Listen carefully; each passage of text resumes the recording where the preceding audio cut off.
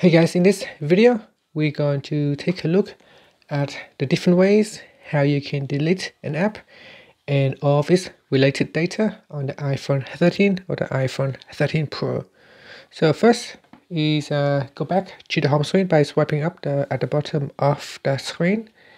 On your home screen, you want to swipe across and locate an app, whether it is on your home screen or in your app library. Okay, so find an app that you want to remove.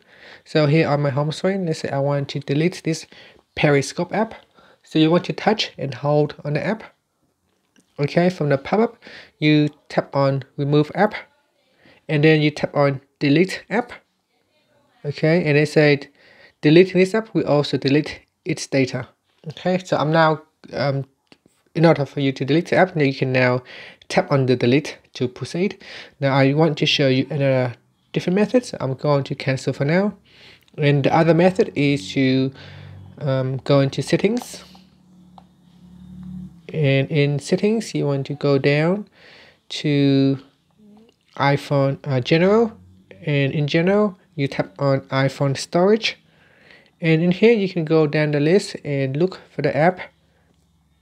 So the app is Periscope, and then we tap on that and then tap on delete app.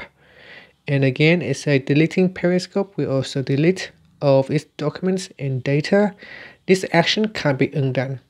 So if you are happy to do so, just tap on the delete app button, and now it will remove the app and all of its associated data. So if I go back to my home screen, that app should now be removed on my home screen. And that's it. So that's how you can remove an app on your iPhone 13 series. Thank you for watching this video. Please subscribe to my channel for more videos.